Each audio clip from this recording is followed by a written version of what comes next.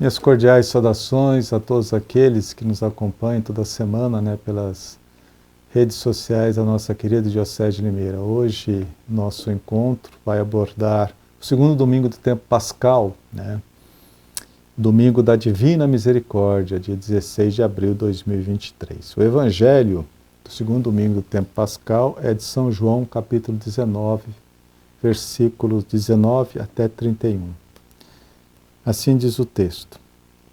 Era o primeiro dia da semana. Ao anoitecer desse dia, estando fechadas as portas do lugar onde se achavam os discípulos, por medo das autoridades dos judeus, Jesus entrou. Ficou no meio deles e disse: "A paz esteja com vocês." Dizendo isso, mostrou-lhes as mãos e o lado. Então os discípulos ficaram contentes por ver o Senhor. Jesus disse de novo para eles: "A paz esteja com vocês. Assim como o Pai me enviou, eu também envio vocês." Tendo falado isso, Jesus soprou sobre eles, dizendo: "Recebam o Espírito Santo. Os pecados daqueles que vocês perdoarem serão perdoados. Os pecados daqueles que vocês não perdoarem não serão perdoados." Tomé, chamado Gêmeo, que era um dos 12, não estava com eles quando Jesus veio. Os outros discípulos disseram para ele: "Nós vimos o Senhor." Tomé disse: "Se eu não vir a marca dos pregos nas mãos de Jesus, se eu não colocar o meu dedo na marca dos pregos, e se eu não colocar a minha mão no lado dele, eu não acreditarei." Uma semana depois, os discípulos estavam reunidos de novo. Dessa vez, Tomé estava com eles.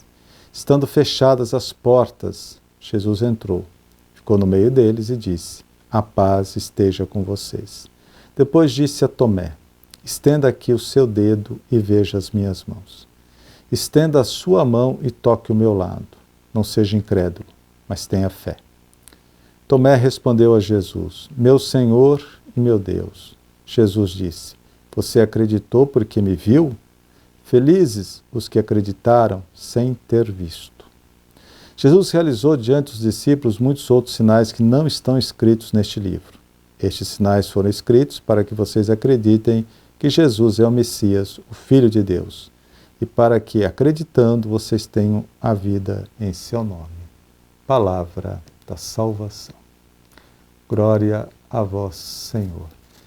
É interessante o texto do Evangelho que diz assim: ao anoitecer desse dia, estando fechadas as portas do lugar onde se achavam os discípulos, por medo das autoridades dos judeus, Jesus entrou. Todas as portas estavam fechadas e Jesus entrou. Porque o corpo de Cristo não está mais sujeito às leis do tempo e do espaço. É um corpo espiritual, totalmente divinizado por Deus. Mas nesse domingo nós celebramos o domingo da Divina Misericórdia. Misericórdia nos leva imediatamente a pensar em perdão. Deus é misericordioso, Deus perdoa sempre. E é justamente o perdão que nos é oferecido por Jesus ressuscitado, como acabamos de ouvir no Evangelho. Soprou sobre eles e disse: "Recebei o Espírito Santo, a quem perdoardes os pecados, eles lhes serão perdoados." Soprar, na linguagem bíblica, significa dar vida a quem não a tem. Por exemplo, no livro do Gênesis, quando Deus cria Adão, sopra as narinas de Adão para que entre o hálito da vida. O Espírito de Deus comunica para a humanidade uma vida nova e eterna. Vida que começa com o perdão do pecado. Receber o perdão divino é ganhar desde já algo próprio da vida eterna, da vida de Deus. Jesus soprou sobre eles. Tanto que no sacramento da confissão, é muito bonita a fórmula, diz assim: "Deus Pai de misericórdia, que pela morte e ressurreição de seu Filho reconciliou o mundo consigo e enviou o Espírito Santo para a remissão dos pecados. Te conceda pelo ministério da Igreja o perdão e a paz. Em seguida te absolvo dos seus pecados, em nome do Pai, do Filho e do Espírito Santo." Mas enviou o Espírito Santo para a remissão dos pecados. Jesus soprou sobre eles e enviou o Espírito Santo, para que também eles, movidos pelo Espírito Santo, com o poder divino, pudessem perdoar pecados. Perdão que na convivência diária possibilita sempre um novo começo. Quando a gente perdoa, é sempre uma vida nova, É um novo começo. E como sacerdote, observo, quando as pessoas saem do confessionário, elas saem renovadas, aliviadas. O perdão divino renova a pessoa. Um detalhe importante: Por 3 vezes Jesus disse: a paz esteja convosco. Olha a preocupação de Cristo. 3 vezes: a paz esteja convosco. Foi dito no versículo 19, no 21 e no 26. No único texto, hein? 3 vezes. Por quê? Porque a paz é um bem almejado por todos nós. Nós somos sedentos de paz. Shalom, palavra hebraica, tem um sentido de harmonia, de serenidade, de tranquilidade, de confiança. Por esse gesto de Jesus fica bem evidente que a paz é fruto de sua presença em nossa vida, porque Cristo ressuscitado é a nossa paz. Quem está em comunhão profunda com Cristo está sempre em paz, nunca perde a serenidade, mesmo passando por muitas dificuldades, por muitas tempestades, mas não perde a serenidade, porque está em comunhão com Cristo. Cristo é a nossa paz. A paz é o sinal evidente da presença de Cristo em nossa vida. É algo que vem de Deus, é graça. Outro tema da liturgia de hoje é a fé. Jesus entrou e, colocando-se no meio deles, entrou, as portas estavam fechadas, como eu disse no início dessa reflexão, e colocou-se no meio deles, dos apóstolos. Essa passagem do Evangelho revela como a fé cristã nasce da presença de Cristo ressuscitado junto à comunidade. Colocou-se no meio deles, quer dizer, Jesus está presente junto à comunidade cristã, o Cristo ressuscitado. A simples recordação não basta para tornar viva uma pessoa. Na melhor das hipóteses, pode fazer surgir uma escola de pensamento. E só. A fé cristã nasce da presença viva do ressuscitado, não de uma mera recordação. Tanto que na missa a gente começa: a graça de nosso Senhor Jesus Cristo, o amor do Pai e a comunhão do Espírito Santo estejam convosco. Aí a gente fala: bendito seja Deus que nos reuniu no amor de Cristo. Estamos ali reunidos pelo amor de Cristo, pela presença de Cristo. Antes da oração eucarística, o Padre diz ao sacerdote: o Senhor esteja convosco. A gente responde: Ele está no meio de nós. Pare e pense, Ele está ali, na celebração eucarística, no meio de nós. Não é uma mera recordação, é a presença real de Cristo. É fé. O terceiro ensinamento do Evangelho de hoje diz respeito a Tomé. Tomé é famoso por causa desse episódio de hoje.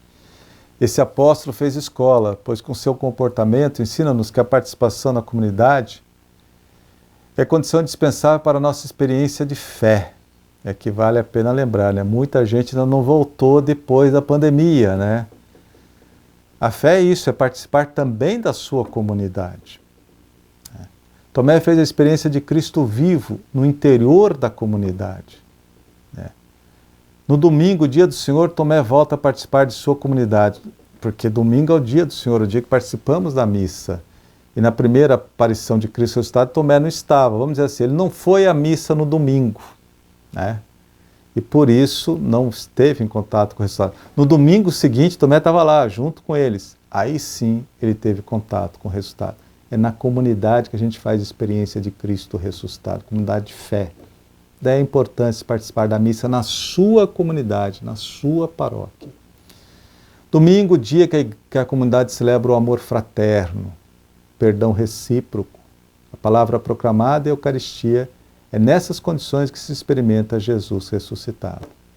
A experiência de Tomé não é exclusiva dos primeiros cristãos, mas os cristãos de todos os tempos podem fazer essa mesma experiência, desde que participe ativamente de sua comunidade eclesial, de sua paróquia.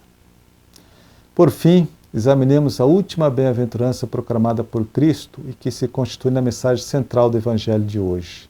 É o versículo 29. É uma bem-aventurança. Bem-aventurados os que acreditaram sem ter visto. Para Tomé foi fácil, ele viu, ele tocou, ele enfiou o dedo no lado aberto de Cristo. Tem um quadro belíssimo de Caravaggio, que aparece Tomé enfiando o dedo, girando na chaga aberta de Cristo, para não ter dúvida nenhuma. Mas Jesus diz assim: felizes são os que acreditaram sem ter visto. Nós. É como se Jesus dissesse: felizes os que têm fé. A fé é dom de Deus, mas também é esforço humano.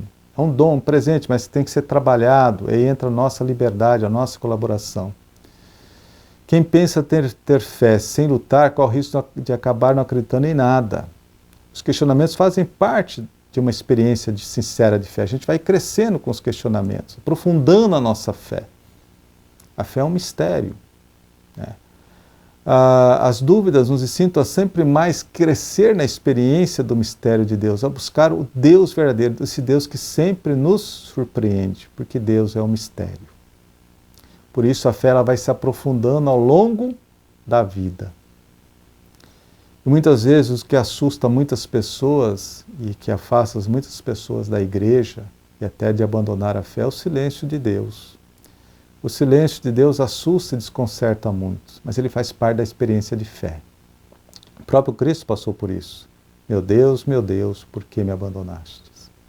Gostaríamos que Deus viesse visivelmente em nosso auxílio, que desse provas de seu poder, que interferisse espetacularmente na história. Mas Deus não age assim. O agir de Deus é diferente, né?